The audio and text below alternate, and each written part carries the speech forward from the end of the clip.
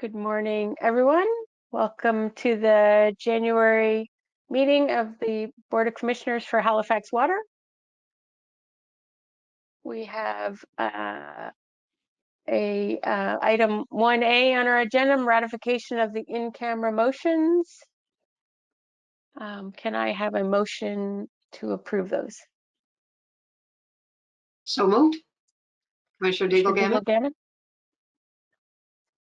I'll second. Commissioner Zaharov has seconded that. All those in favor say aye. Aye. Opposed?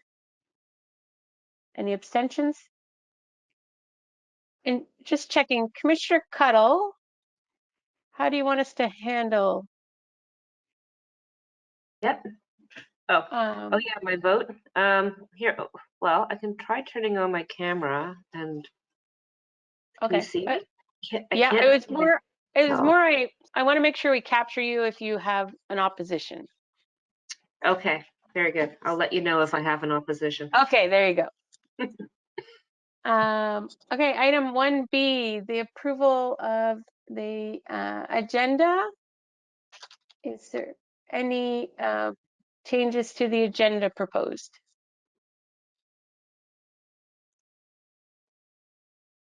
Commissioner Zaharov, do you still want to move item item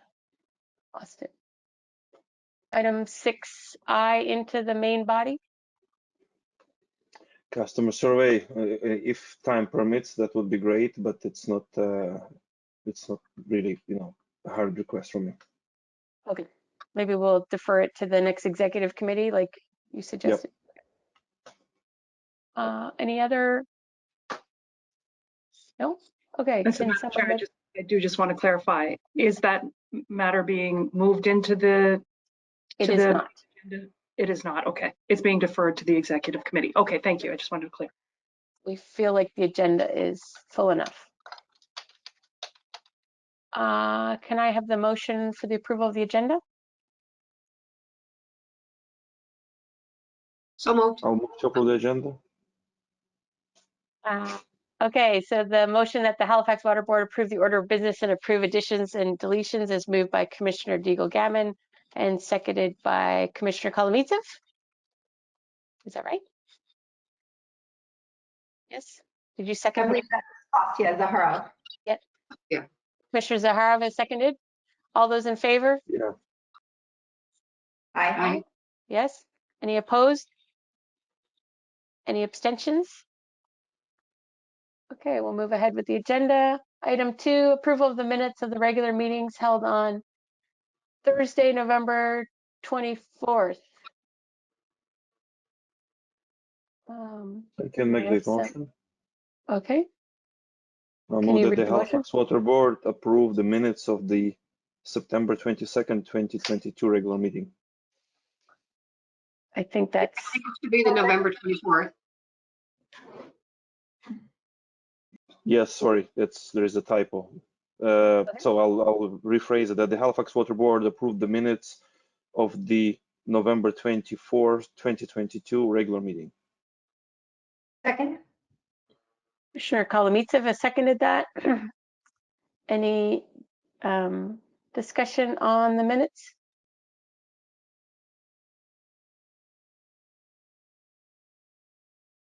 All those in favor? Aye. Aye. Any opposed? Any abstentions?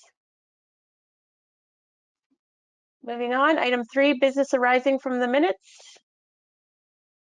Any business? Not aware of any. No? Madam. Heidi? Nope.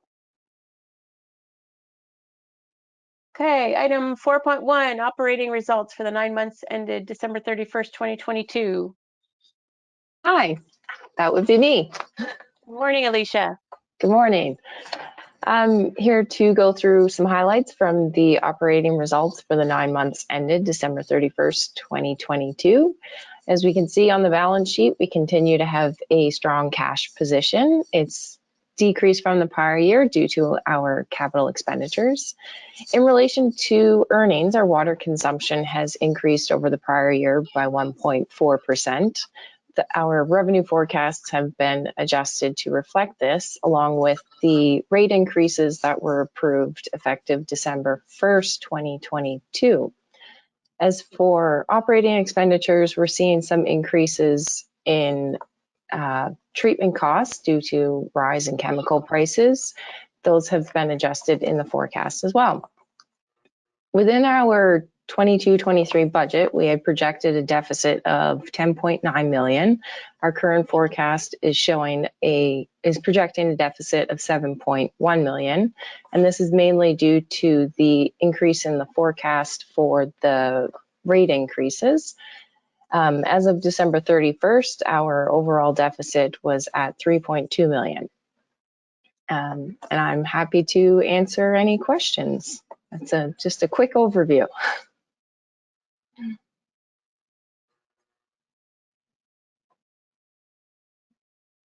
Madam Chair, you're muted. I said something really profound. Thank you, Alicia. Commissioner Zaharov. Yeah, I have a quick question on one of the tables here, please. Page 3 out of 9 from the report, or page 35 of the board package. So it speaks the equity portion of it. It states here deficiency of revenues over expenditures. There is a change of 2,500% over the previous year. Could you please clarify what is that? Just trying to find the page here.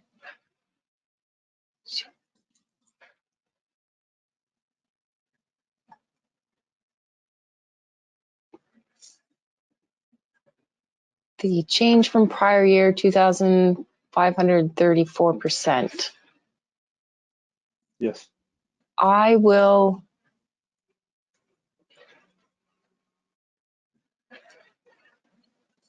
double check the formula in that percentage, but just looking at the numbers there, as of December 31st, 2022, we had slight earnings of 133,000. So it's quite a big swing from 133 to a deficit of 3.2.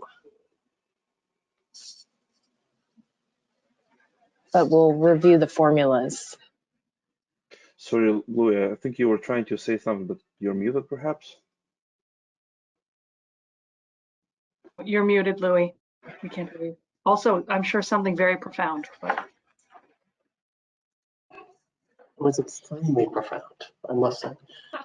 No, I just happened to find the page before Alicia, so I was going to say exactly that. But it's really just our surplus for the period goes into that table, and the difference between the 133 earnings and the $3.2 million deficit gives us a really weird percentage change. So, but we will check the formula as well. Yeah, thank you. And any other questions? Okay, thank you, Alicia, for that update. Item 4.2, the proposed 2023-24 capital budget. Who's presenting? Okay,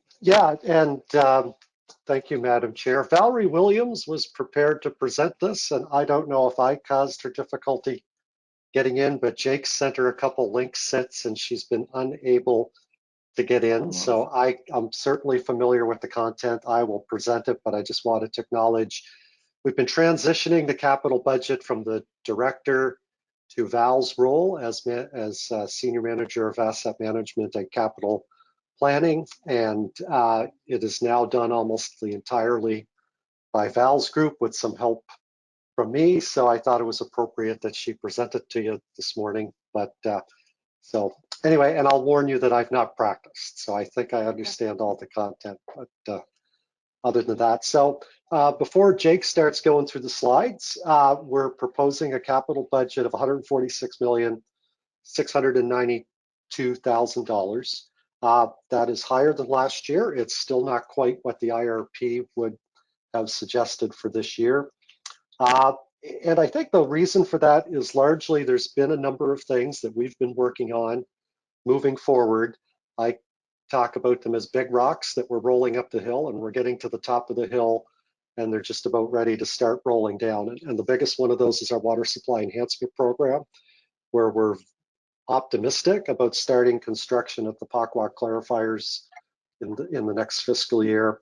Once the URB approves Cogswell, there's 5 or 6 million in last year's budget, about 7 million in this year's budget for Cogswell. There's a significant sewage pumping station in Eastern Passage near Autoport that we've spent about 5 or 6 years in sort of land negotiations and trying to find a site for it. We've just about got that locked down. At our Mill Cove wastewater treatment plant expansion, which ultimately is going to be about a $90 million project, but we're moving to pre-design this year, and we've got an RFP just about ready to go out on that. So that's just a few things signaling that. So Jake, if you'd advance to the next slide, please. Yeah, and so, our main goal in the budget is to deliver the IRP, which is, 4.05 billion over 30 years. And just a reminder that everything in the capital budget and in the IRP has a program driver assigned to it, either asset renewal, which is the bulk, environmental compliance, or to accommodate growth. Next slide, please, Jake.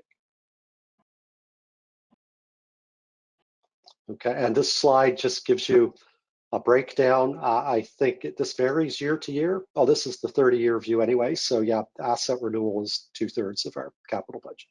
Next slide, please.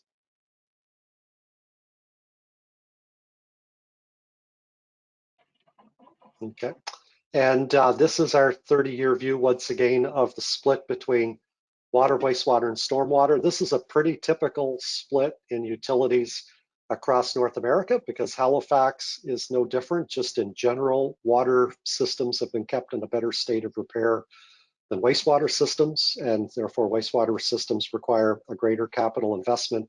And stormwater is small because we typically don't have regional systems in stormwater. We don't have pumping stations and plants, so the assets are mostly local. Next slide, please. And just a reminder, we've shown you this slide many times before. This is the 30-year view of spending from the IRP with the drivers identified. There's some big spiky years related to big plant projects, big transmission main projects, and our goal is to try to smooth that as much as possible, but also as the IRP targets projects in a year, we have to look at them as the timeline moves forward, and we don't want to do a project too early. And a lot of times there are projects that are dependent on other things like HRM projects or being ready for developers. So we want to deliver those projects exactly when they're required. Next slide, please. Yeah, and just to review with everybody, the process we go over. So each year we do a 1-year capital budget and we do a 5-year capital budget. And as we indicated, the IMP is based on, or the IRP is based on maintaining a sustainable utility over the 30 years. There's our definition of capital, anything that's over $5,000 and not a consumable with a service life greater than a year.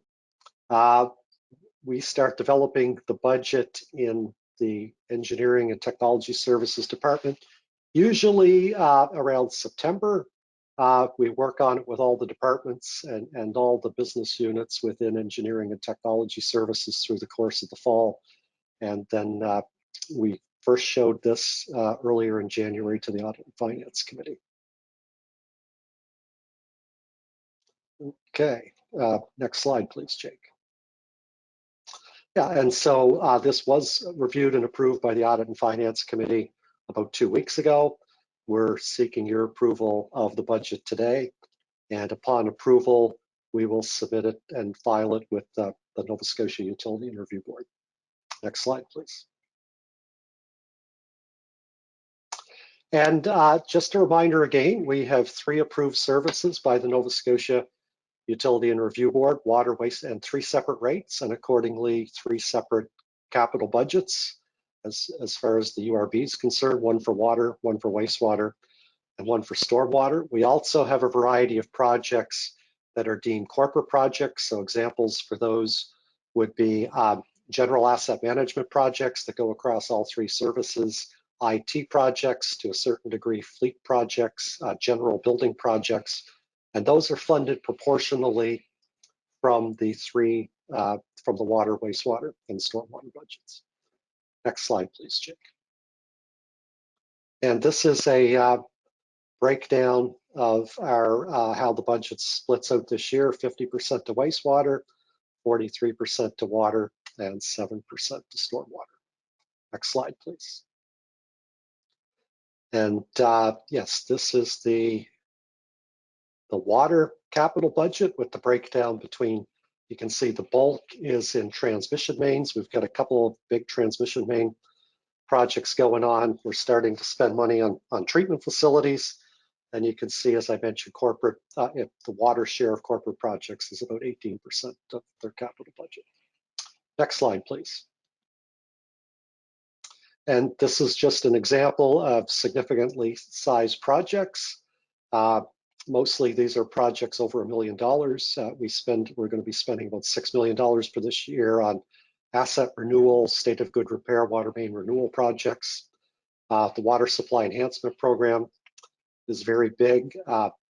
The Highway 18 crossing Shuby Park to Dartmouth Crossing, that's a significant project being delivered by a developer and funded under the RDC, but that's a significant transmission main resiliency project for us. Later, I'm going to be asking you to approve a Bedford to Burnside transmission main project, and of course, Cogswell is a significant project for a few years in our budgets. Next slide, please. And this is the wastewater one. Collection systems, structures, and treatment facilities are the biggest proportions. Next slide, please, Jake. And just a list, and we do about $2.5 million in trenches rehabilitation every year. We do, I think it's about $1.5 million of integrated projects, once again, state of good repair projects, but integrated with HRM on street work.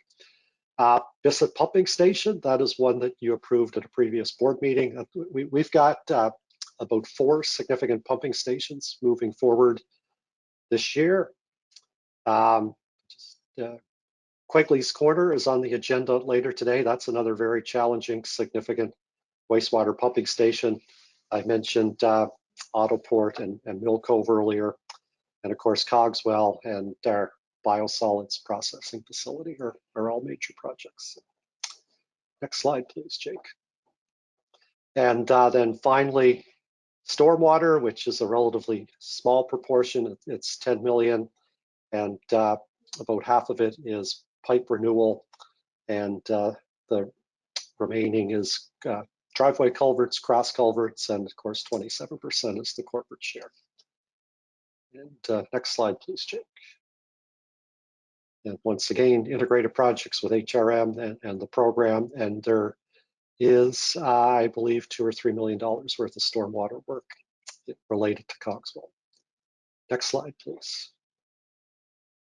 Okay, and our corporate projects, which total 25 million, we have a data and analytics project, which I believe I spoke to at the board workshop. Our corporate flow monitoring program for sewers, that is about $2.5 million. The Burnside Operations Center that we've talked to you about, ongoing fleet renewal, and starting our next phase of the infrastructure master plan for an upcoming IRP renewal. Next slide, please.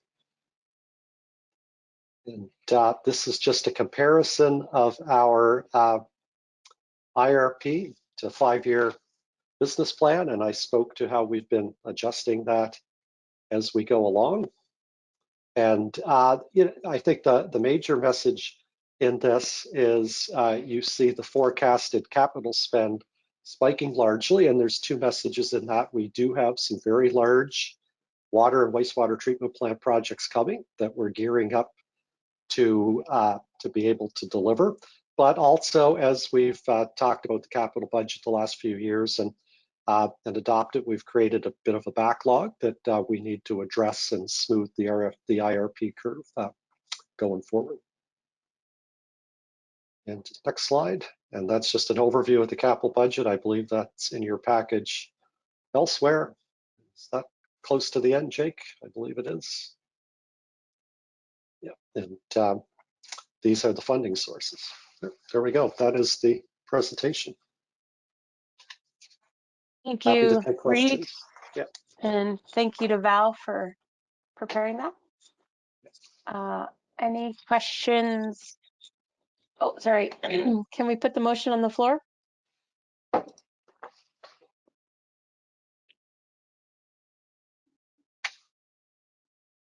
ahead, Commissioner Deagle-Gammon. Thank you. I would move that the Halifax Water Board approve the proposed 2023-24 capital budget at a total value of $146,692,000 as detailed in the report dated January 16th, 2023.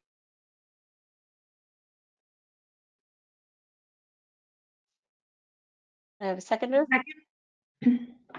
Commissioner Kolomeitsev has seconded that. Discussion. Any questions for Reed?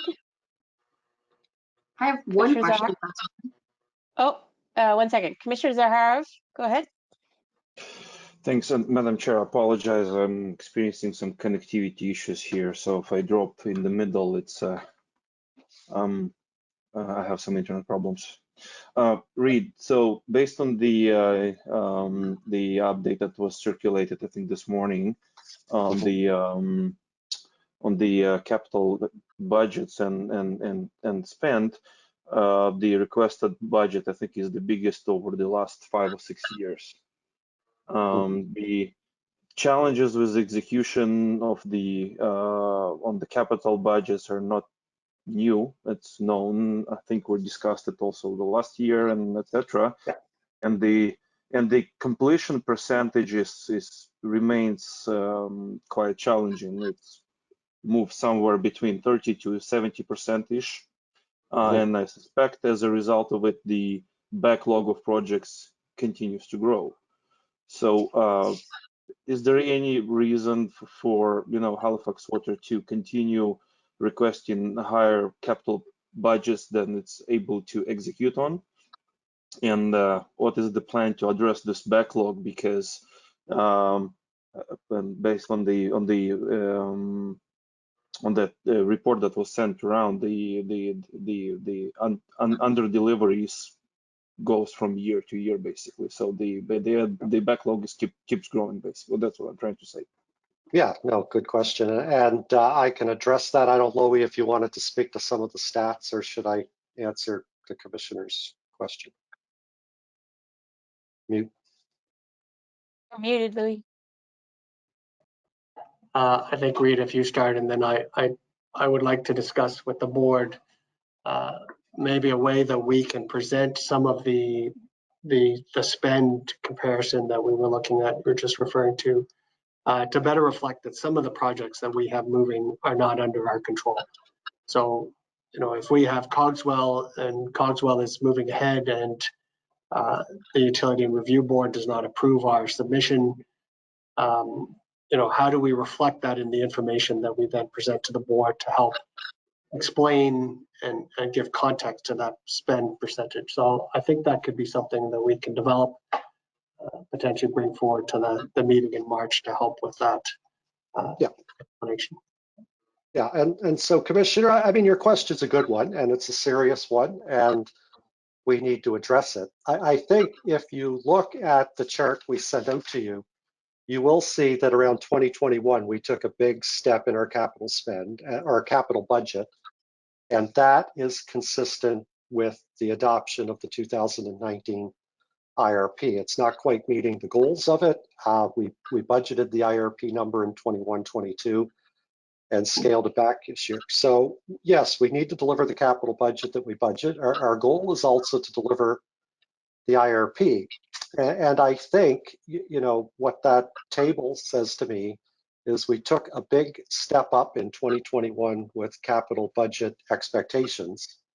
We did not match that with an ability to deliver in terms of staffing or business processes. And as we tried to deliver more and more capital projects, and I think I've discussed this with you before, the focus went from planning in a certain sense to delivery, which then gets you into a bit of a spiral of, are you doing enough planning to be able to deliver things when you say you are planning to?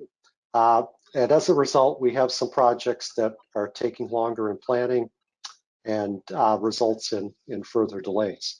But if you also look at the table, and if you look at some of the other stats we've shared, we have a general trend up in the amount we're spending every year. The number of projects that we have active every year is going up, and the amount of money going out the door to capital projects every month has been trending up consistently for the last couple of years. If you looked at how much money we've delivered from all capital budgets in the last year, we ran about 3 years in the 60s, then we delivered 90 last year.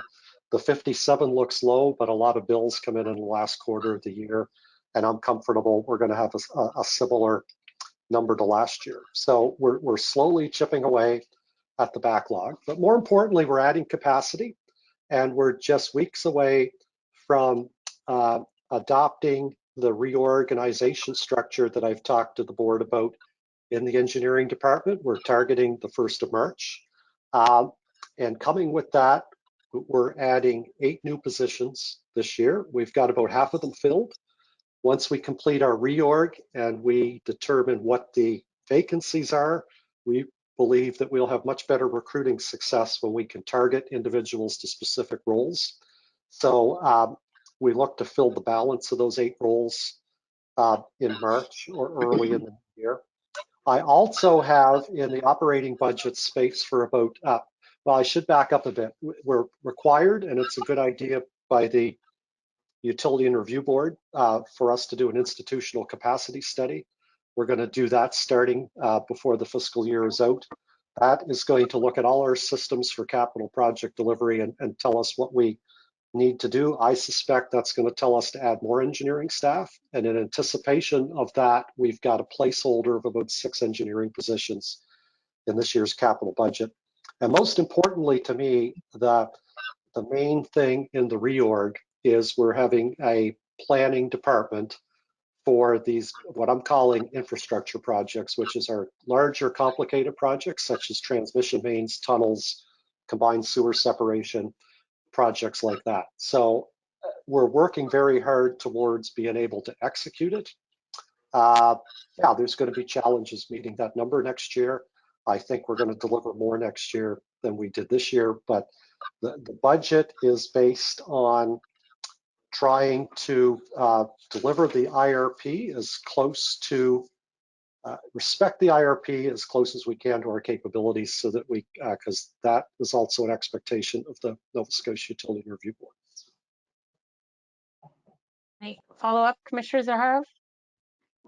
I appreciate the feedback, Reid. I'm still a little bit concerned with, with setting up another budget that's not going to be delivered on, and the backlog that will continue to grow. I definitely appreciate the efforts to onboard more staff on Halifax Water side to execute on those projects. I'm just not sure. Would there any risk to Halifax Water to maybe rework that capital budget for this year to more to meet the more executable on numbers and see what is actually could be delivered, which sounds like it's trending towards 100 million per year. I'm just not sure, what are the risks are associated with not having the capital budget approved as requested. I don't know, maybe I can let Louis or somebody speak to the risks from a funding point of view. If it's not approved till a later meeting, the that all are under $1 million. Well, actually, up to $5 million projects can be approved once the capital budget's approved. So there would be a delay in that. I will say, in terms of what there's a lot of things that relate to why we achieve or don't achieve the spend. And as Louis indicated, things like Cogswell, I think is a good example. It's 15 million in total over 3 years. That's been in our budget for a while. That will be delivered. It wasn't delivered last year, but it needed to be in our budget last year because we needed to have a commitment to HRM to proceed with the project. There are a number of things in it like that. Typically, I focus on the projects that are over $1 million. Last year, there were 15 projects that were over $1 million. 10 of those are completed or near done. One of which we delayed due to supply chain issues, but it was tendered, the design was done, it's ready to start any week now.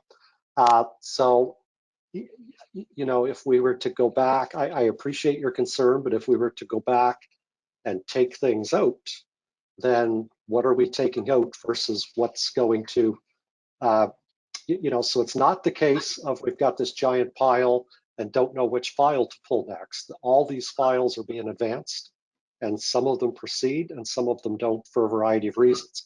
Absolutely, we can do more planning so that we have a higher level of assurance when we put a project in the budget that it's going to be delivered. But anyway, I'll leave it there and see if Louis wants to say that. Yeah, I would say that the biggest risk to us is to be able to advance the projects that we need to move forward. So the risk is we delay, we come back. From a funding perspective, it really doesn't affect us. The ability to have an approved budget, have the projects approved, and waiting till we can move them forward really doesn't impact the organization. But by delaying this, what it will do is we will have to wait to advance projects to the Utility Review Board. That process at times can be time consuming, as it should be, in terms of us providing the information our regulator requires. But the faster we can start that process, the more likely we are to be able to spend. And I think to Reid's point, the message that I have, and I have asked the same question, and what we're experiencing is we are gathering momentum. There's a lot of things that have been moving through the process, through the planning process. And Reid used the analogy of we're pushing it uphill, we're almost to the top of the hill on some of the major capital spends that we're bringing forward. So we all have the same concern. Our intention is to continue to move forward, and at this point, I would recommend that we approve the budget as it's proposed. There is no financial risk to us at this point, but there are risks if we were to delay it much further. Thank you. Commissioner Deagle-Gammon. Thank you very much, Madam Chair. I got one of my questions. I have two questions. One is just we've got such a competitive market right now, and on the capital budget, I think it was said 8 engineers, and then if you partner that with the next item that we're going to do around the operating budget, I know that we're looking at more engineers adding there as well. So in terms of timing, how to get all this many staff, sort of additional positions in the queue, I'm just wondering what that time frame might look like. And then the second, previous board meetings, we talked about the recommendation that Halifax Water should increase by so many staff. These additions, are they in any way connected to that recommendation about how many staff we should grow by? I'm trying to remember what that report was, but it slipped my mind for the moment. And then the other part was just around the external funding on the capital budget. Collectively, it's just around $10 million. Is that external funding already signed off and committed? Do we have that guaranteed for the 10 million or so? Yeah, let me answer the external funding one first. I don't have the precise breakdown. If Val was here, she might, but there are two projects that we applied for federal provincial ICIP funding. Those were the Lake Major Pumping Station and Sullivan's Pond.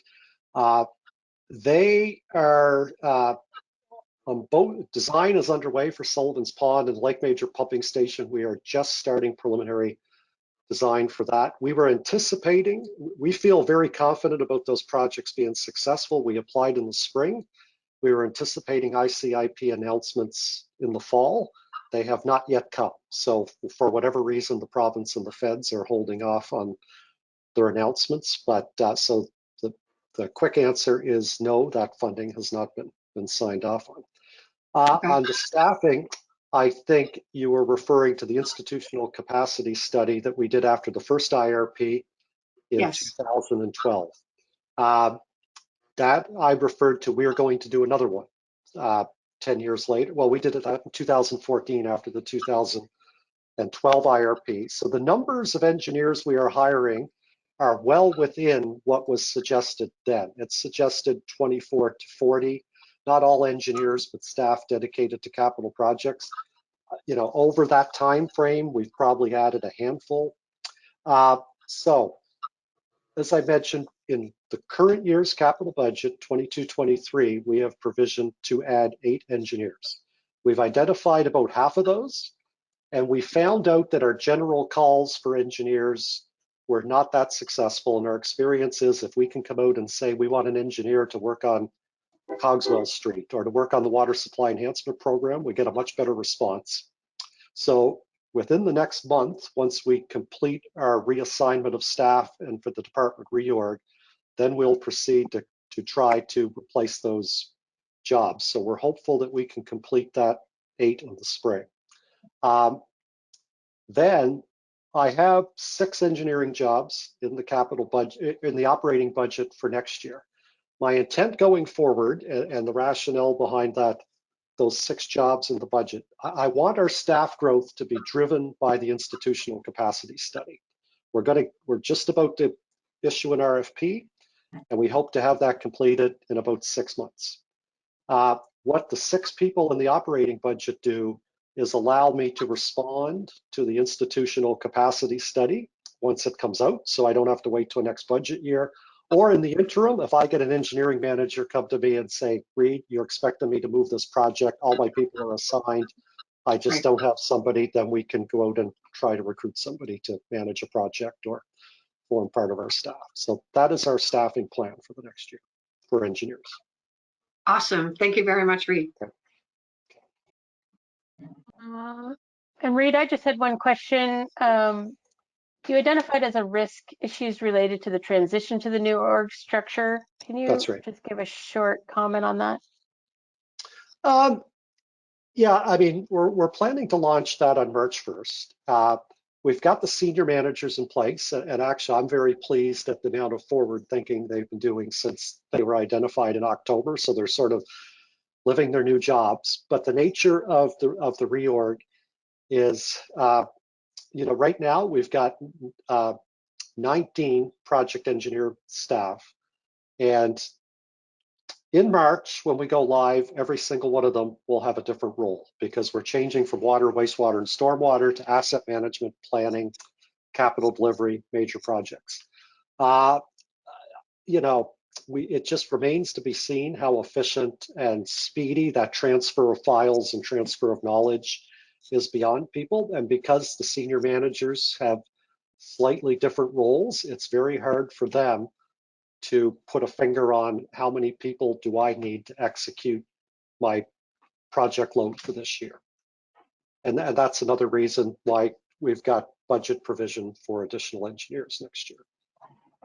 Okay, thank you. Okay, we're going to call the vote since we need to move on. There's a motion on the floor. All those in favor, say aye. Aye. Any opposed? Any abstentions? The motion is carried. Moving on, item 4.3, the proposed 2023-24 operating budget.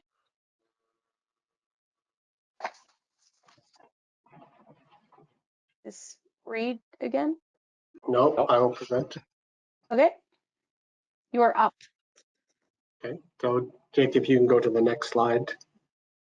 So there are two parts to the recommendation that's before you. One is to approve the budget, but also we have a specific list of sponsorships that we present that we're also looking to be approved as well.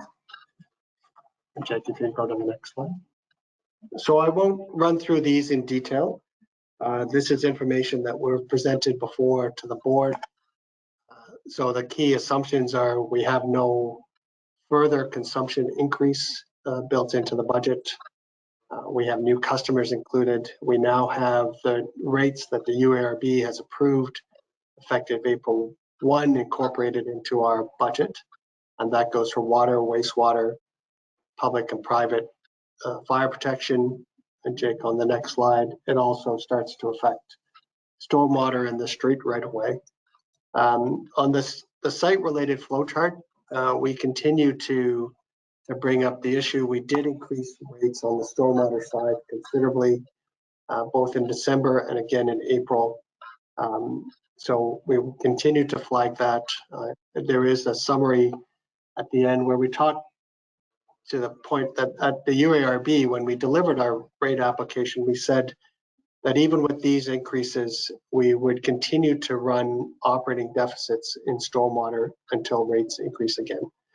And then the other part on the street right away, traditionally the only organization that we had built right of way, the street right of way to had been HRM. With our last rate application that was approved, we put forward charges to be paid by the province of Nova Scotia and the Bridge Commission. You can go to the next slide. So these are some of the key assumptions we made on our cost drivers. Our union contracts are expiring at the end of October. So we have built in the rate increases and assumed that the rate increases that were built into our current agreement would go forward into our new agreement, and the budget reflects that. As we'll talk about later in the business plan, we will be starting that negotiation, and we will have to adjust our assumptions depending on how that negotiation turns out. On electricity, we have 10.35%. Natural gas, fuel oil are budgeted to increase by about 15%. So we've talked about, and Reid talked about some of the significant increases we have in our new positions, approximately 48.5 new positions, translating that to FTEs based on the timing of when we are able to fill those positions. It works out to about 39 new FTEs in the organization. As Rita said, majority of those relate to engineering and technology services, but we have also tried hard to reflect that to deliver the capital spend, not only do we need the engineers, but we need the procurement staff, the HR staff, the IT resources to help support that increase in capital delivery. I think you could go to the next slide. So here's the breakdown, as we've talked about, engineering technology services, by far the largest proportion of increases. One of the things I did want to flag is as much as the salary increase is about 2.8%, we're working hard to make sure that the folks that are working on the capital delivery side are charged to the capital budget. That takes considerable pressure off the operating budget, and what it does is it will allow us to spread those salary costs over the life of the assets, which is really helps on the rate affordability component of the budget. The next slide, please. So this is where we ended up. As expected with the rate increases, we have a large jump in the operating revenues of about $16 million. No surprise, our operating expenses have continued to increase. So we end up the year at a deficit of about $2.3 million, considerably better than where we started the budget for last year, which was a $10.9 million deficit. So here's the deficit by service. On the water side, we have a deficit of 1.7 million. Wastewater, we have a break even. As we've talked about previously, stormwater continues to operate with a deficit. And I will say it's the deficit that you're seeing here is about $500,000 or so less than we anticipated it would be when we went through the rate application. You can go to the next slide. So I talked about the second point on this slide already related to our stormwater rates. The other part that I think we've talked about before, we did get approval from the Utility and Review Board to use some of our accumulated surpluses on the water side to offset the deficit that you saw on the previous slide. So we have approval to use approximately or 2.4 million to the extent that our deficit ends up less than that. We will only take out the amount we require from the operating surpluses. On the next slide. So here's the list of sponsorships. We have not made changes to what is there from the previous year, a total of $33.1 thousand, all funded through our unregulated surpluses. So this is not funded by general rates. They are funded by our unregulated services. I think the next slide just says questions. Thank you, Louis. Could I have the motion on the floor?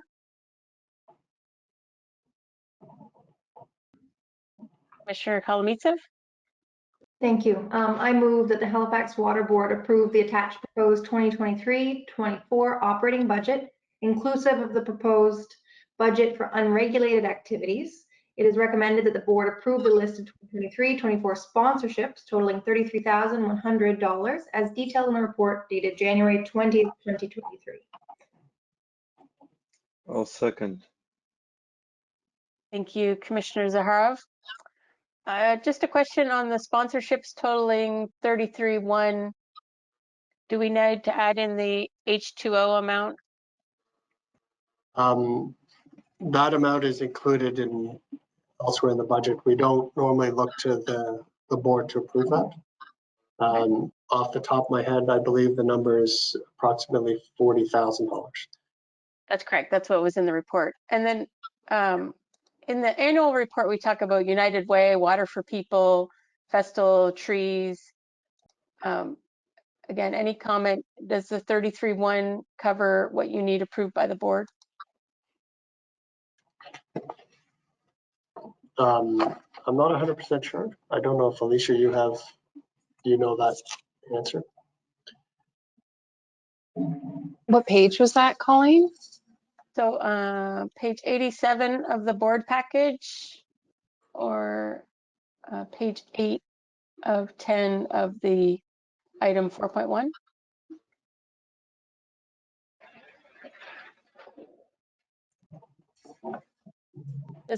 Does the 40,000 come from Halifax Water unregulated, or is that employee donations?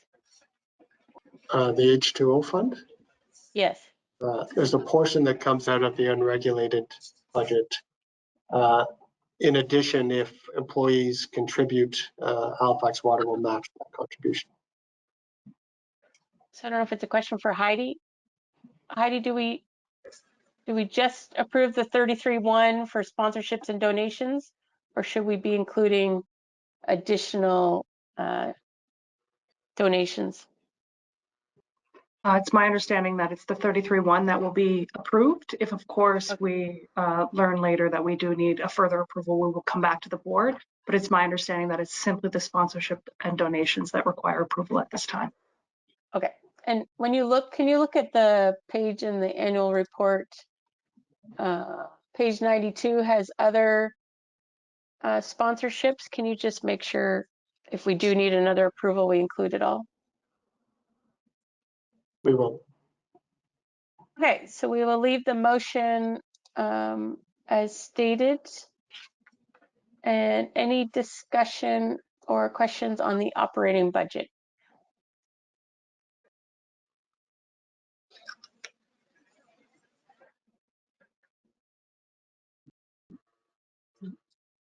No, hearing none. Sorry, go ahead. We'll call for the vote. Yeah. Yes, okay. We'll call for the vote. All in favor of the motion on the floor for the proposed 2023-24 operating budget? Say aye or raise your hand. Aye. Aye. Any opposed? Any abstentions? The motion is passed. Okay, moving on to capital approvals. Item 5.1, capital expenditures for the 9 months ending December 31st, 2022.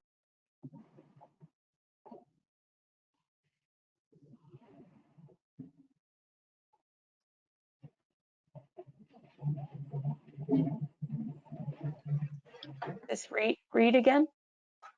Or Val? I could speak to it if Reed's not available. Go for I it. think Go ahead, Oh, Alicia. Reed. start. I'm here, but I'm not sure what the question is, so go ahead. Oh, we're on to item 5.1, Reed. Capital expenditures for 9 months ending December 31st, 2022. Are you presenting? I think normally we would let Alicia sort of give the highlights. I don't know if she's hearing. We'll let Alicia present sort of the financial highlights, and to the extent that there are questions around individual projects, I think Reed can jump into that. All right, thank you, Louis. Go ahead, Alicia. This is just another quick update. Our capital expenditures as of December 31st, 2022, we're trending at 109 million. This includes anything prior to April 1st, 2022. So in the current fiscal year, between April 1st and December 31st, we have spent 57.2 million, which was shown earlier or mentioned earlier. We've talked about the spend on the current budget. As of December 31st, we've delivered 21.3% of the 2022-23 capital budget. And this will increase in the last quarter as we receive more year-end invoices for the capital projects. Is there anything you wanted to add, Reed? No, that's good, Alicia. Any questions from the commissioners on the capital expenditure update?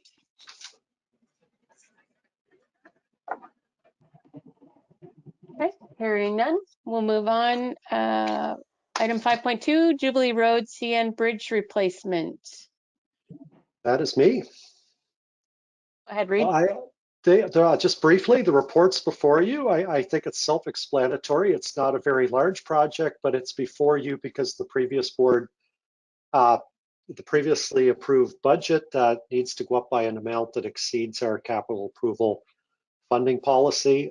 Many of you are aware that CN has had an ongoing project over about 10 years to upgrade bridges over the railway cut from across Quinpool through the south end of Halifax. They're planning to do Jubilee Road next year. We have water and wastewater infrastructure that's carried in the structure of that bridge, which is coming down, and we're responsible for paying the cost to bypass and then reinstate our infrastructure on the new bridge. So all this work is done by CN and their contractors, and we pay for our portion. So that is basically what the project is. I'm happy to answer any questions.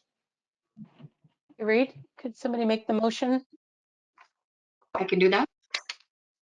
Go ahead, Commissioner Deagle-Gammon. Thank you. I move that the Halifax Water Board approve the Jubilee Road CN Bridge replacement water wastewater for a total project cost of 2.67 million, including net HST. I have a seconder. Commissioner Zaharov will second that motion. Any questions or discussion? I think I would just mention that it's a pretty well-written report, very succinct and to the point, and has all the right information we need. Okay, thank you, Commissioner. I was going to say Josh DeYoung is with us. It's from his department, this report and the next two, and Greg Rice is the project engineer that wrote that, so we'll pass that on. Thank you. Yeah, that's great. I had two questions. Can you just describe any risk of removing the water connection? You know, I believe you addressed it in the report, but any comment on the risk to removing it? Yeah, I would say minimal. If it's a fairly small area downhill, and of course the water system's a network where things are fed from different directions. Before we would contemplate doing that, we would, do a check to make sure we can provide fire flow. I guess there'd be a moderate risk that a water main break in a strategic place in that area might result in a larger than otherwise would be anticipated outage area while we repaired the break. But the piping's not large in that area, so we wouldn't expect an extended outage time. And second question, the comment was that the tender pricing was higher than estimated. Any analysis done on an unbalanced bid, or Halifax Water's own work has identified that this is a fair contribution price? I think we indicated in the report that although the cost is high, we concur with the cost share amounts presented to us by CN. Okay, thank you. Okay, no other questions. We'll move to the vote. All in favor of the motion on the floor, say aye or raise your hand. Aye. Aye. Okay. Commissioner Zaharov, did you vote? Yeah, was Aye. aye. Yeah. Sorry. Okay. That's okay. Any opposed? Any abstentions? Motion is carried. Item 5.3, Albro Lake Sewer Separation Project. Okay, that is me and Josh again. So that project it's to right now the outflow from Albro Lake goes into the combined sewer system and ultimately gets pumped through the Jameson Street pumping station and gets treated in the Dartmouth wastewater treatment facility. So this is a project to separate the sanitary and storm sewer such that the storm sewer goes to the harbor and we're not processing it. This project was approved in the 21-22 capital budget. We got tied up in some land issues, so it was constructed largely in the 22-23 construction year. It's not complete, but it's very close to completion. And I will let the commissioners know that in the first line of the discussion part of the report, it says currently stormwater goes into our system and goes to the Jameson Street pumping station and the Dartmouth wastewater treatment plant. And as of this morning, that is not true. Almost all of the stormwater is going to Halifax Harbor and not through the pumping station and the treatment plant. So our contractor worked to get that done. So that's a very big milestone for our operations folks operating the Dartmouth system. So the project was approved at 7.7 million. There's a variety of things have occurred. We're seeking an additional 1.8 million approval for a total project cost of 9.5 million. The report detailed a variety of things with a detailed letter from our consulting engineers. But to summarize it, there were three things. One thing was the last route of the storm sewer towards the harbor was designed to be in a superficial open channel approaching the CN railway that goes along the shoreline. Through our negotiations with CN, they raised concerns about that. And as a result of that, we decided to underground that, to put it to a conventional underground storm sewer, which was a significant change to the contractor's scope. There was also significant costs beyond what was anticipated in the design related to impacted soils that had to be dealt with by the contractor. And also the length of the project was longer than we anticipated. It's not complete yet. It was due to be complete in October, but owing to the changes I raised before, and there were also a number of changes related to infrastructure like manholes that just weren't on any record drawings or anything like that, that were buried, that either had to be abandoned or rehabilitated as part of completing the project. So yeah, so the recommendation is to get approval for the additional 1.8 million in funding. Thank you, Reid. Could I have someone make the motion? Can make the motion, Madam Chair. Go ahead. I'll move that the Halifax Water Board approve additional funding in the amount of 1.8 million to complete the Albro Lake and Wise Road separation project for revised estimated total project cost of 9.5 million. And a seconder? Commissioner Deagle-Gammon seconds that. Any questions or discussion for Josh or Reid? Go ahead, Commissioner Zaharov. Yeah, two questions, please. Referring to a design point report, page 146 of the board package, paragraph 8, the consultant here states that the contractor submitted numerous extra claims with which the consultant doesn't agree. So have those been resolved by now, and the 1.8 million does not cover for any of the extra claims that are not acceptable by Halifax Water? We are in the process of resolving those now. The funding ask that we are asking for is based on, let's say, a reasonable estimation of our upside risk. So it's entirely possible that we could end up a little bit lower than that. But the recommendation is intended to cover all the costs we anticipate. Is that anything to add to that, Josh? No, I think that's accurate. Yeah, we had a conversation with the contractor actually recently as we work towards the end of the project, and we're confident we can reasonably negotiate these outstanding items. It was a lot of those items were things that at the time really the project needed to continue, and we kind of had to park until this point in time. So it was a productive conversation last week, and I think will be sufficient with the funding request we have in front of us. Okay, thanks. And the second question, same page, paragraph 9, the consultant stated that in their opinion, the schedule was prolonged due to the lack of resources. So lack of resources on what side? It wasn't clear to me. On the contractor side, on the Halifax Water side, or because my understanding is that extended schedule also drives an extended budget. So on what side there is an issue with the resources, or was an issue with resources? The resource issue is largely with the contractor, and as we experienced last summer, it was a very tight construction market and contractors were actually overtaxed. So we don't believe the contractor assigned enough resources to the project. We pleaded with them on several occasions to add more resources, but I think the reality is they did not have them.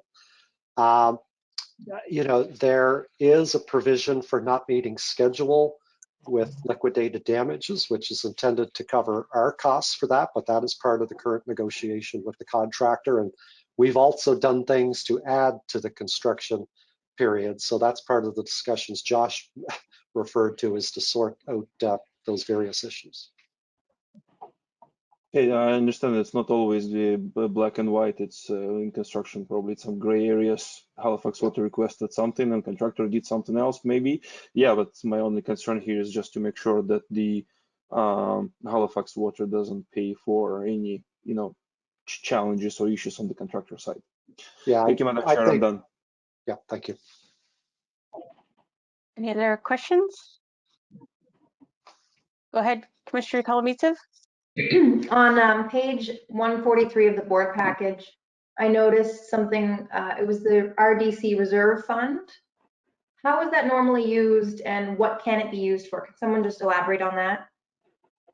Okay. The RDC is, that is money that we collect at the building permit stage from new development. And it is meant to provide funds for us for regional infrastructure. So the way I like to describe it, every time somebody builds a new house in Halifax, by some small amount we bring forward the day when we have to expand a treatment plant or build a new transmission main. So the RDC is a source of funding for this project. We have RDC funds. Josh can tell me what the exact percent is for this project, if that's of interest. And so when you previously approved the funding, we were taking a certain amount from the RDC account to pay for this, because part of what this separation does is provide capacity in the sanitary sewer system for growth. And this neighborhood is one of HRM's growth nodes. So as the cost is going up, we will draw on that RDC account for the same proportion as the main project. Sorry, just to clarify, so the reserve fund specifically, you would be taking it from a pool from that particular area then? Well, we collect the RDC money, like we say at the building permit stage. It goes into this account, and then we draw from it for capital projects. So we would be going to that same account to get the further funding for this one. Okay, thank you. And my question was, any comment on risk with UARB that we're going back for additional funding on this project? We think the costs are justified, and to a certain degree, they're part of the necessary cost to execute the project. Ideally, some of those extra costs would have been contemplated at the beginning. But yeah, the URB has final authority on it, and maybe Louis or Heidi might want to comment on what would happen if they chose not to approve the extra funding. No? Okay. Typically, I will say that the risk of them just flat out not approving it is very low. Typically, what the Utility and Review Board would do is they would come back with questions, perhaps suggestions for revisions to how we might approach it or to how we're funding things, and approve certain portions. Yeah. So I haven't seen a situation where they've just said no. Typically, what they say is, hold on, can we take a closer look, or can you give us more? Yeah, and Heidi's right, Madam Chair. I mean, it's more likely that they would say we approve it, but the next time, make sure you do such and such. Okay. Yeah, the UARB is, and we've had multiple reports where they would go back with at least 2 rounds of questioning, and we'll ask for additional information if they require additional information to approve. Okay, thank you. Okay, we'll call the vote. The motion's on the floor for the Albro Lake Sewer Separation Project. All those in favor say aye or raise your hand. Aye. Aye. Any opposed? Any abstentions? Motion is carried. Item 5.4, Quigley's Corner Pump Station funding approval. Okay, that is another Josh and I one. This is a significant sewage pumping station. We've been working on this for a number of years. We're getting very close to going to tender. I think the report details the project well. What I would note in the report is we have a 25% contingency in the budget. Our standard when we're working with detailed design is to have a 10% contingency. That was recommended by our consultant for a couple of reasons. It's a very large pumping station, and while we're doing the construction, we need to bypass all that pumping for the better part of a year. The consultant is concerned about the ability to figure out what that cost to the contractor is. And as well, we're on a very small site. The site is barely bigger than our building and a few parking spots. And so that is going to constrain the contractor as well, as well as the sort of volatile construction period that we're in. But this is the pumping station through which everything from Eastern Passage gets to our Eastern Passage wastewater plant. So it's significant. Thank you, Reid. Could I have someone make the motion? Can make the motion, Madam Chair, but I believe there is a typo in the motion itself. It requests approval of 5.2 million, and I think the report requests for 5.8 million. Is that correct, Reed? I'm gonna call on Josh. Josh, do you?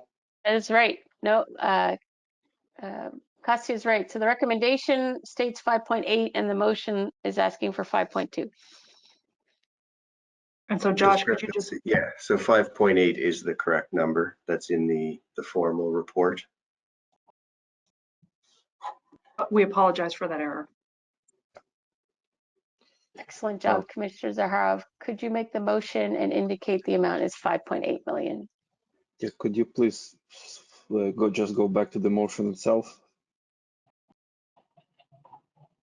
And so that is the motion, that wording that's right there, that underneath the title recommendation. Okay. Yes. Yeah. Okay. Apologies. So I move that the Halifax Water Board approve the Quigley's Corner pump station upgrade and optimization project for a total cost of 5.8 million, including net HST. I have a seconder. Commissioner Deagle-Gammon seconds that motion. Any question or discussion? Go ahead, Commissioner Zaharov. Sorry, me again. Page 158 in the package. So there is a table attached to that, the breakdown, and that please flip to that page. Yep, exactly. So the last line item, it says that already approved 1.928 million. So is that an already approved budget, or what is the actually the request if it's already approved? Yeah. Josh, can you address that, please?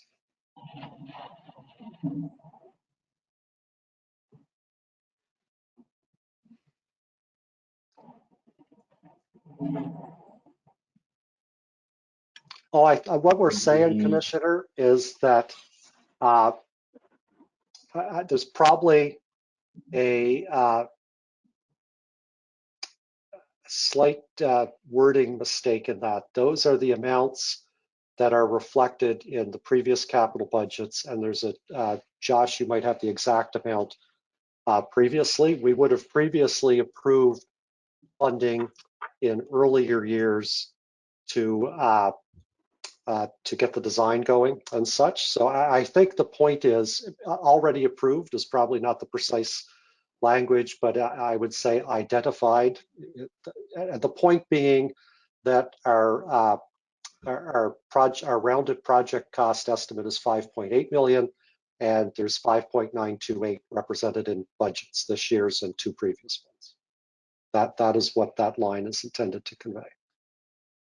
And So it's the further budget detailed, is not Commissioner Zaharov, on page 3 of the report under budget implications.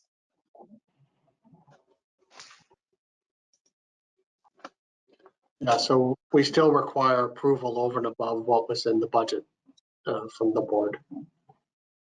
So the budget would accumulate to go forward to the UARB. We need approval from our board of the projects that are over $5 million. So we're here. And so just perhaps as a reminder, Commissioner Zaharov, the overall capital budget is presented to the board for approval. So the annual capital budget is presented for approval regularly on an annual basis. And it's that budget that Reed and Louis have been referring to. And as they've noted, it's within that budget that we're asking effectively for a principal approval of those amounts. And then when we go project by project, we do seek individual project approval. Okay, yeah, sorry, maybe I was confused by the language in that table. Okay, thank you for clarification. Commissioner Kolomeitsev? Thank you. On page 154 of the board package, I was just wondering what would trigger or determine the use or requirement of the request for supplier qualifications? Why this project?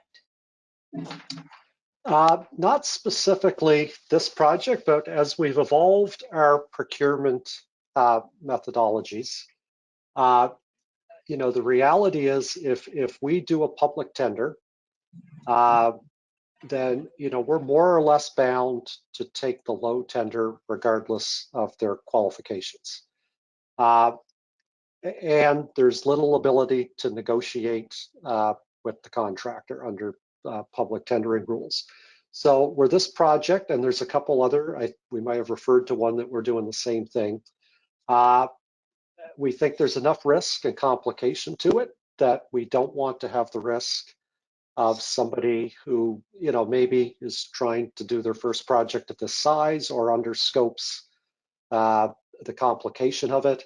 So pre-qualification gives us the ability to make sure that anybody submitting a formal bid is approved, and it also gives us the ability to have some back and forth with them and negotiate the scope of work if things are unclear.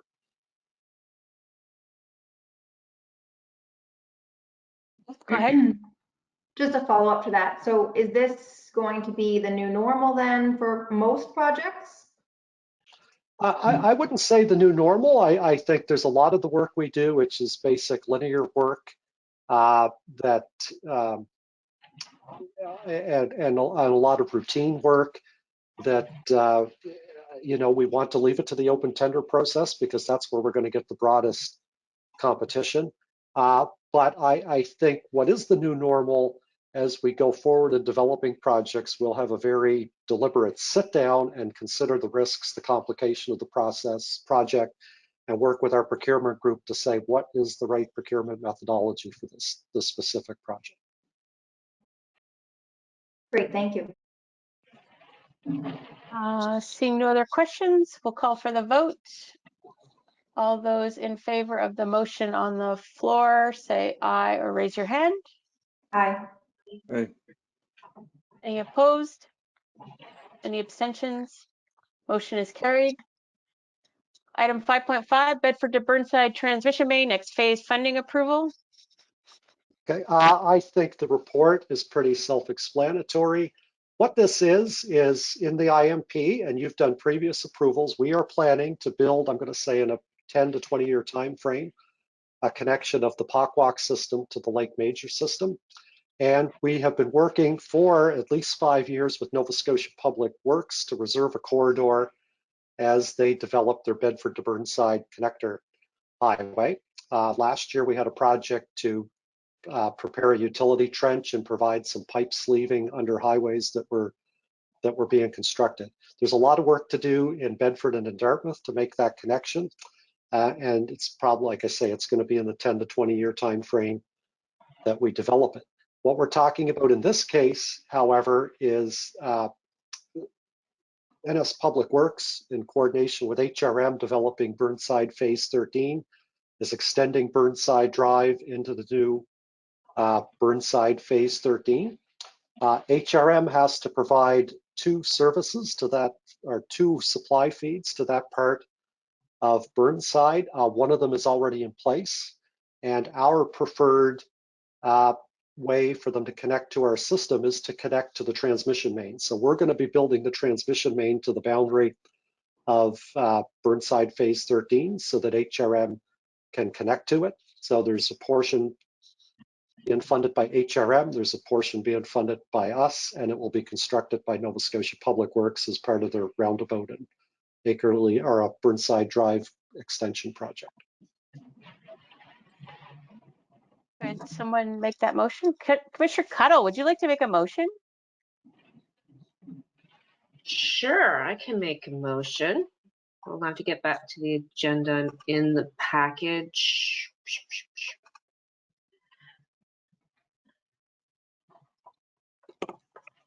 Okay.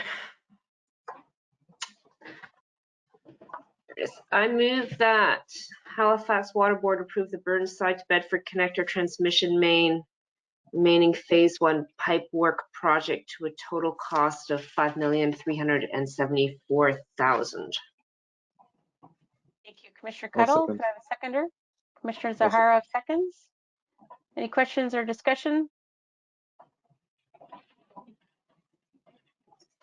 We'll move to the vote. All in favor of the motion on the floor, say aye or raise your hand. Aye. Aye. Any opposed? Any abstentions? Motion is carried. Thank you, Reed. You're welcome. Thank you. Moving on to other business, I'm going to suggest we do item 7 first, as there'll be a lengthy discussion on the business plan. Item 7 is the meeting dates for the 23-24 Halifax Water Board and board subcommittees. I believe this is Heidi. It is, yes, thank you. So you have in your package the listing of dates that are being proposed for the 23-24 meetings for both the board and the board subcommittees. Either in your capacity of being members of the various subcommittees, you've seen those dates already. And so the board dates, I think for at least some are new, but those are the proposed dates, and it matches the schedule that we have been using for many years. So the 4th Thursday in each of those months, consistent months, and then we work back from there to schedule our board committee meetings. And then of course we work to schedule 2 board workshops. I will note that those meetings at this point in time are suggested to continue to be at 9 a.m. in the morning, except as otherwise noted. I do point out that the board, as you are aware, is considering an evaluation tool, and through that tool we hope to gather more information from you, our members, as to the convenience of that time. And so that could change, but nonetheless, I did want to point out that that's the suggestion at this point in time. Thank you. And I just have one request. If we look at moving the board workshop on April 28th, since it wasn't in my calendar yet, I already booked that day. So I can work with Louie on that one. Sure, we can do that. No problem. And I believe, yes. Go ahead. Yeah. So I think that was just an information item. Just a comment, if I might, Madam Chair. Go ahead. Go ahead. Just advance notice that on July 13th board meeting, unfortunately being the AGM, but I will be chairing a subcommittee at Regional Council on the 13th. So I might not be able to be there, or if I am, it will be to come late. I will add that the July 13th meeting is the AGM. At least last year, we started the process of not holding that in the morning. And so, I expect, we haven't decided yet, that's something that I think will be discussed at the board executive committee level beginning in March. And what I anticipate is it could very well still be in the afternoon and hopefully not present a conflict for you. Awesome, thank you. Thank you for mentioning that, Commissioner Deagle-Gammon. I see Commissioner Cuddle has a question about info reports. We did move the agenda as approved, Commissioner Cuddle, before you got here. Is it something we can address offline? That, or I was wondering if we could just put it on an agenda for a future meeting, just around the customer survey, the 2022 customer survey. Okay, Commissioner Zahar made that same request, so we will make that note. Oh, okay. No, I missed that with the being late and glitches. Okay, thank you. Thank you, Commissioner Cuddle. Okay, moving back to item 6, the proposed 2023 business plan.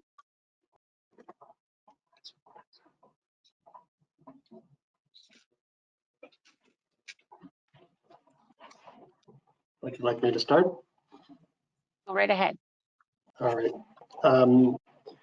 So this is very exciting for me to be able to present the business plan for 23-24.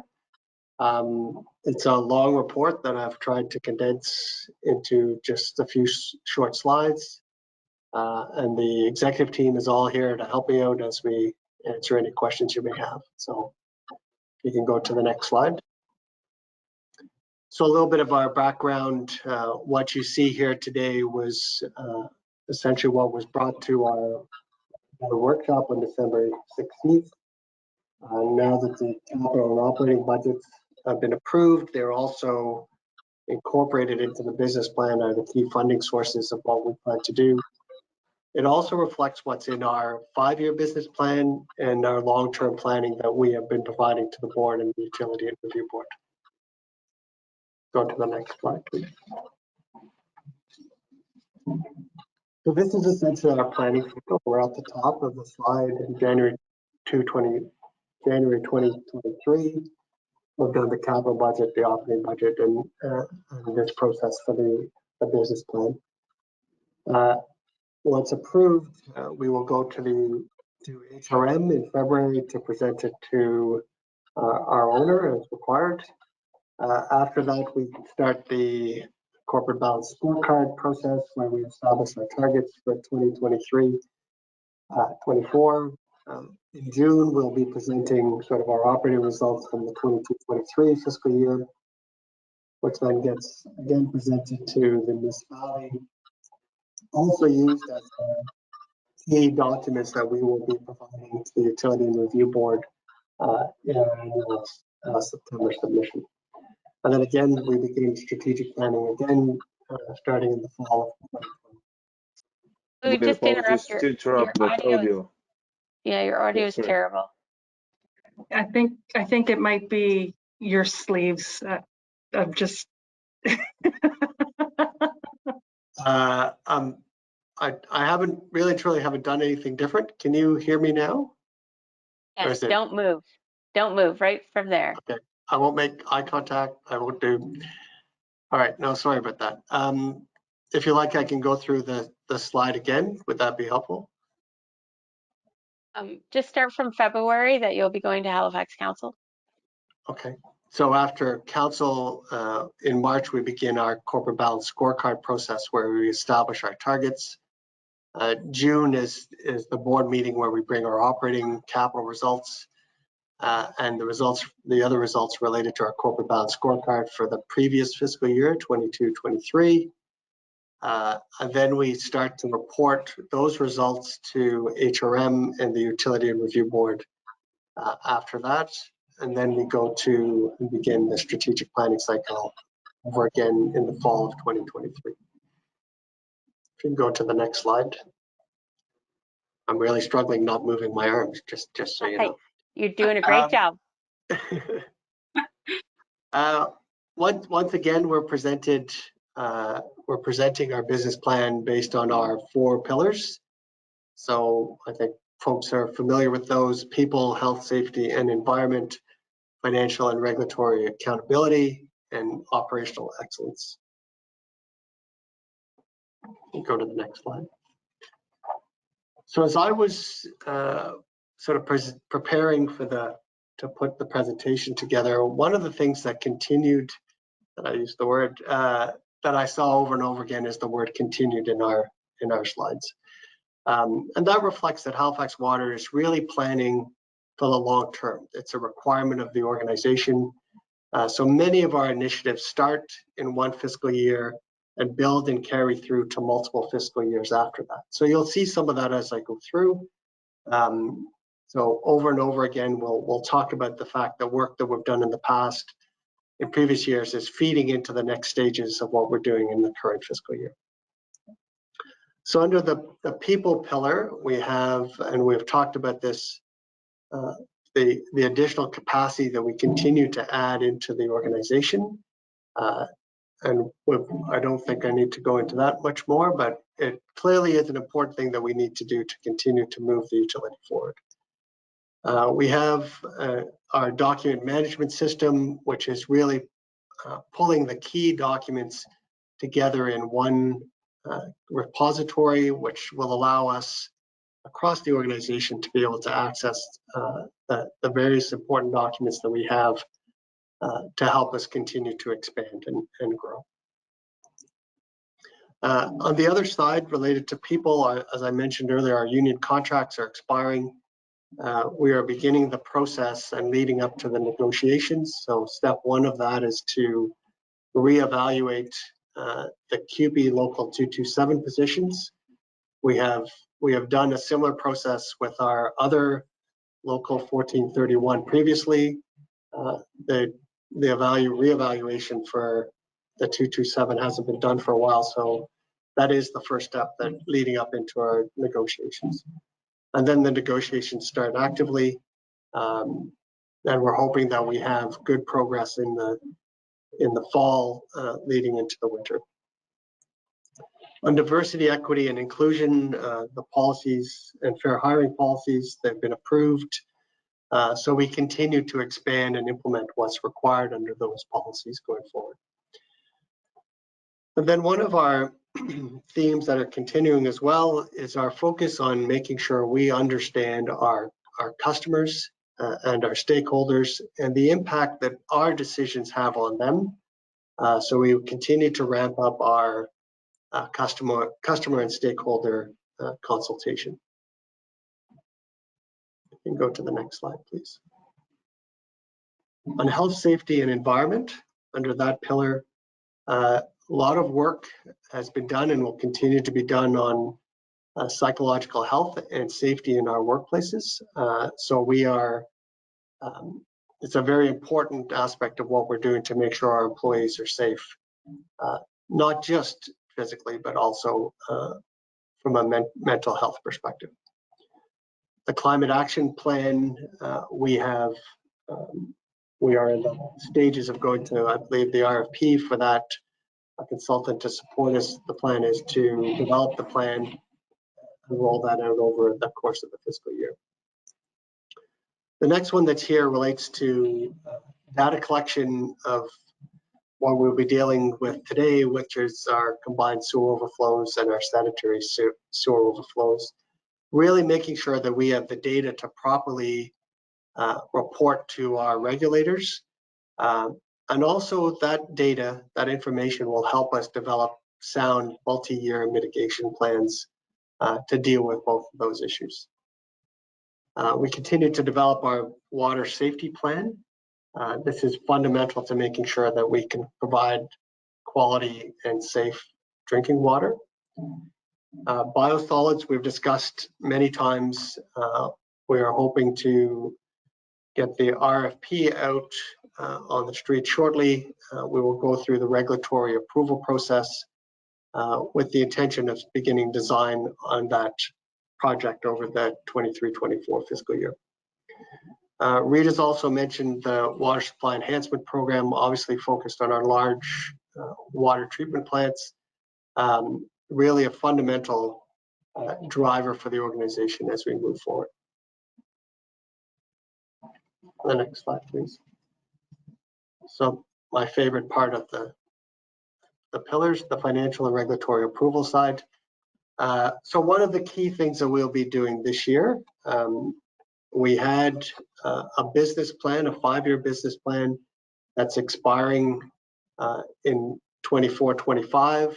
So we are going to begin the work of developing the next plan to be brought back to the board to really set the direction for the utility over the next 5 years. So that's a significant challenge and a significant piece of work for us over the course of the year. The district energy system we've talked about. We're hoping to get our approval from the Utility Review Board over the next 3 to 4 months.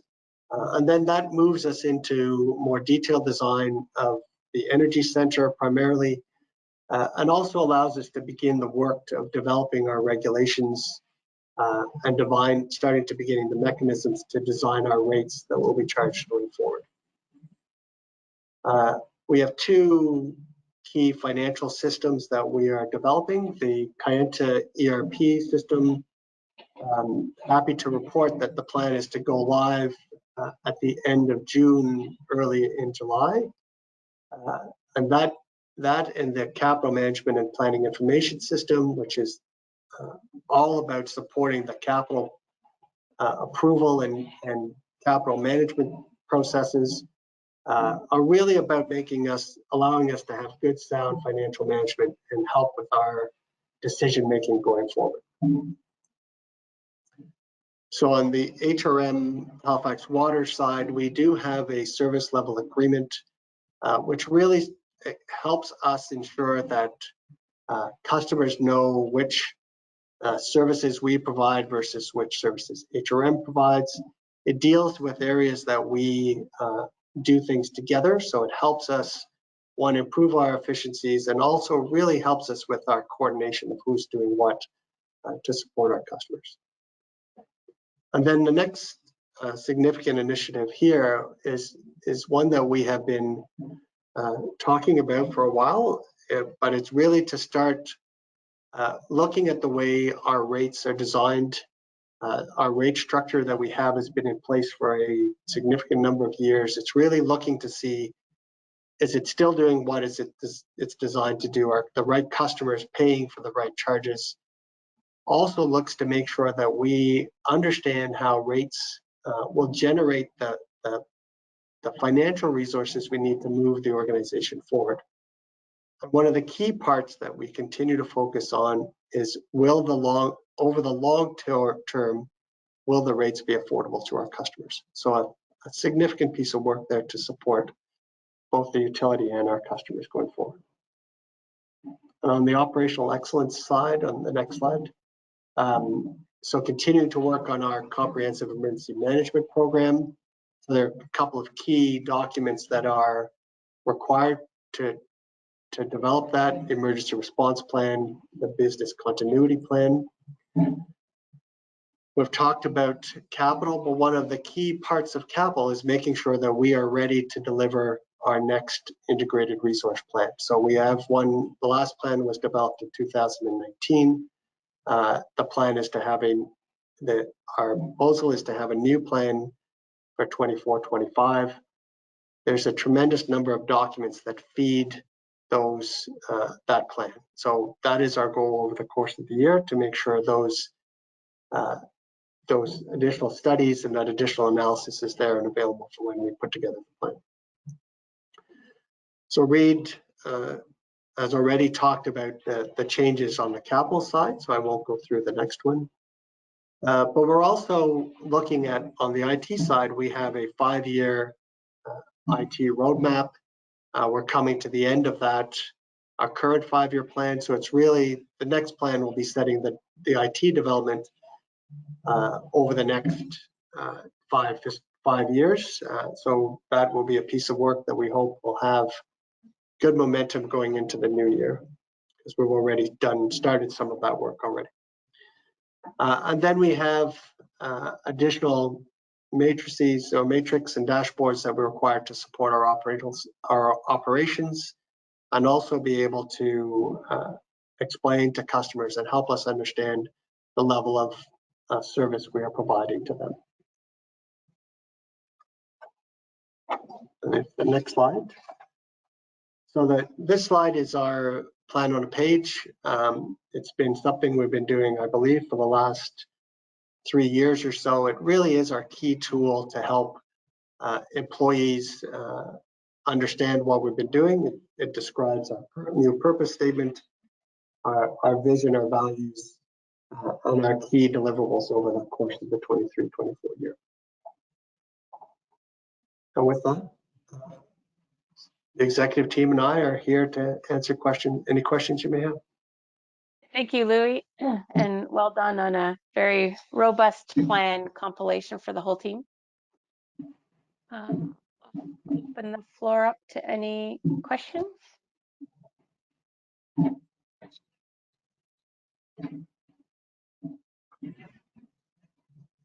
Go ahead, Commissioner Kolomeitsev.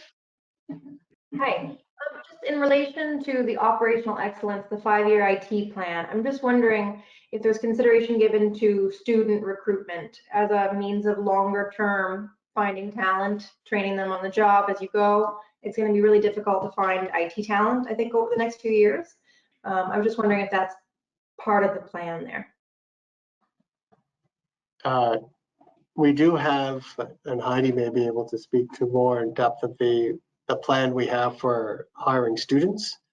I don't know if there's anything specifically targeted to the IT side and developing people we require in IT, but between Heidi or Reid, I'm sure they can add a little more information. Before Heidi maybe gives a more general answer, Commissioner, I could talk about the IT and recruitment is challenging in IT, and a large number of our people we want to add are a good proportion are in the IT place. We've been working with the IT industry.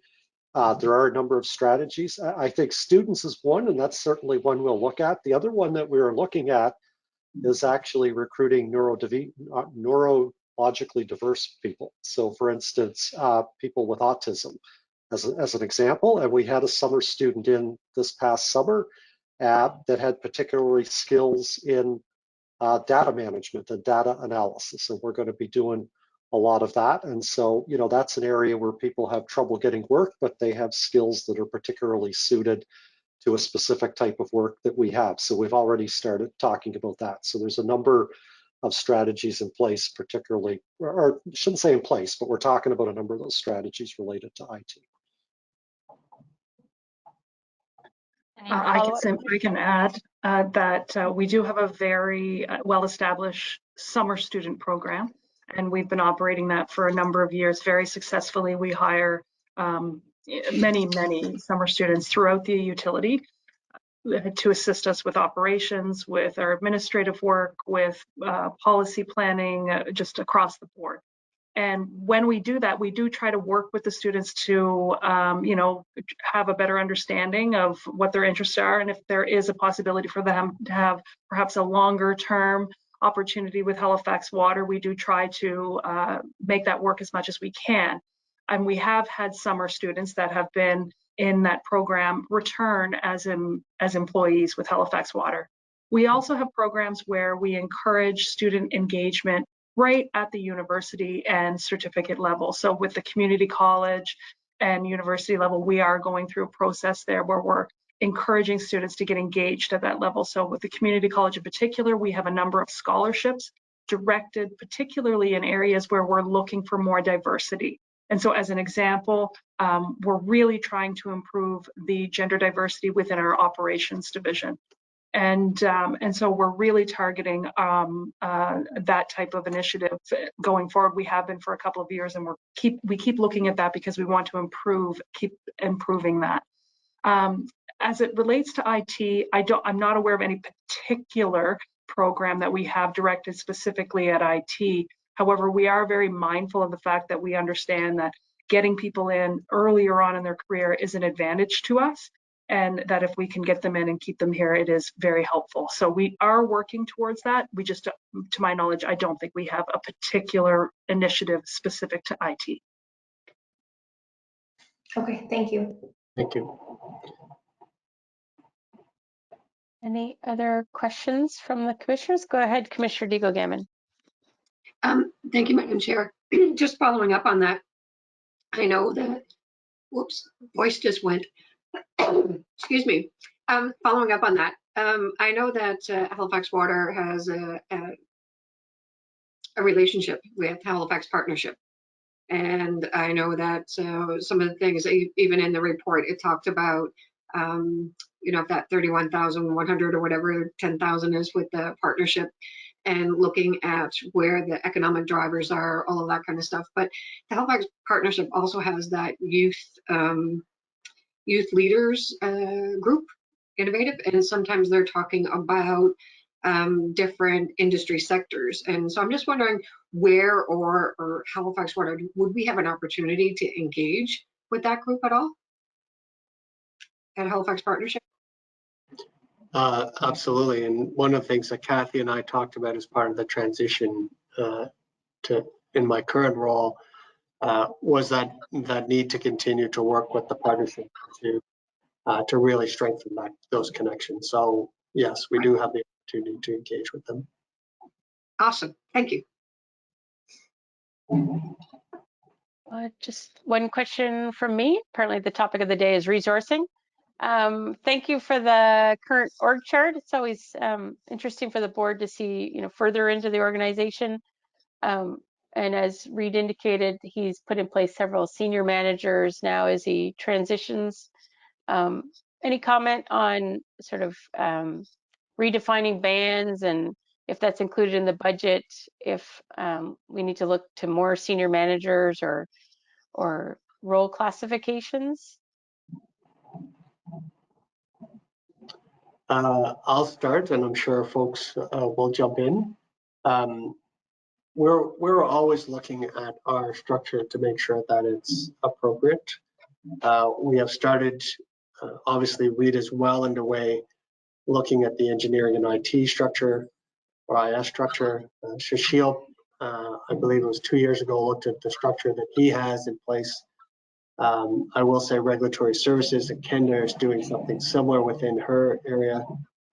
So we are continuing to do that. And as the organization grows, it's a fundamental part for us to continue to deliver the kinds of services that we're required to deliver. So it is an ongoing process.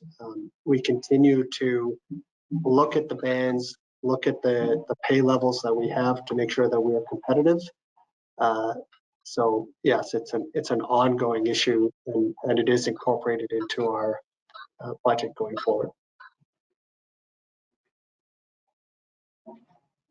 Thank you for the context.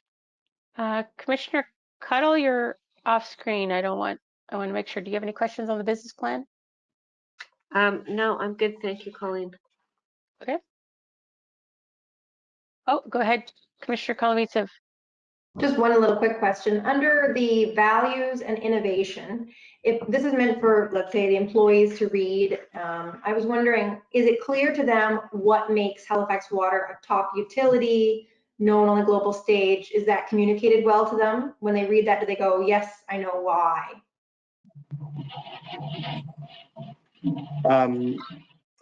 I will say, and my predecessor, one of the things that she did a lot of was getting out into the depots and talking to people about what the plan is. So if there is any aspect of the plan or any part of our values or any of the different aspects of it, we will be out in front of our staff. We will give them those opportunities to talk about and ask questions. So that will be an ongoing conversation that we have with them. And I will say that is one of the things that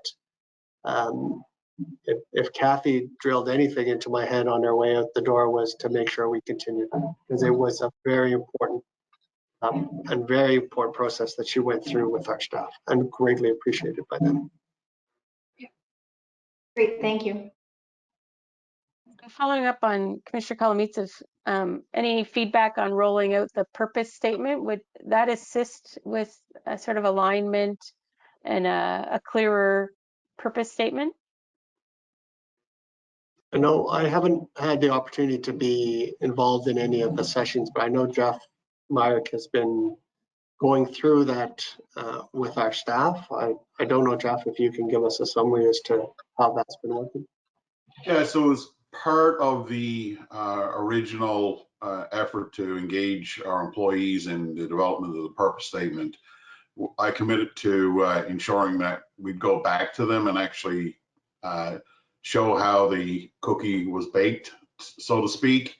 And so far, we've held probably 5 sessions, some in person, some online. It's been very, very positive. They're very, they like the shortness of the purpose statement and the fact that it gets really to the point, and that they also get a kick out of the fact that when I tell them that the executive struggled with developing a statement as well as our board, but we did come to a consensus. So they get to understand that this is not an easy process, but they really respect and value the fact that we've come back to them to tell the full story. So it's so far so good, and we still have a couple of sessions to do with the folks in operations, which are a little bit harder to schedule because it's either late in the day or early in the morning, and so we're just working on those right now. Thank you, Jeff. So I don't see any more questions. So again, thank you on behalf of the board for One more, Madam Chair. Oh, sorry, go ahead. Sorry, I was not checking my notes. Go ahead.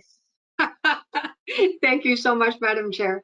I guess one thing I would like to say is that it's really nice as a board member to read a business plan and there's no surprise or shock in it. everything, from the year of all of the board meetings coming up, from the capital plan to the operating plan, and then to see the business plan on a page, and to be able to look at that as a board member and say, oh, right, that makes sense. I remember that. I saw that. I saw that. I saw that. So yeah, just my compliments that it's nice as a board member not to be shocked and say, wow, how did that get in there? So there was none of those. So thank you very much. Mr. Deagle Gammon and I practiced this. That was a segue to my compliment as well. And I also think the board appreciates the fact we work on it in a workshop in December, then makes this conversation more streamlined, lack of surprises. And our compliments to the team on producing an excellent document for the way forward, even in the midst of a changeover with several of the executive roles. So I think that was very well done. And Madam Chair, I would like also to back up my pen. Obviously, it's a lot of work that the group that are on this call and their teams help with doing, and literally makes the presentation part of it really easy with the work that's been done behind the scenes. So I do appreciate what everybody else has brought to the table as well. So thank you to them. Great comment. Through your sleeves. Poor Louis. Okay, I'm gonna call for the motion to adjourn at 5 to 12. Well done, everyone. That was a large agenda. Well done, Madam Chair. I'll make the motion. Thank you, Commissioner Zahara. Thank you, everyone. Great job. Thank you. Thank you. Thank you. Yeah.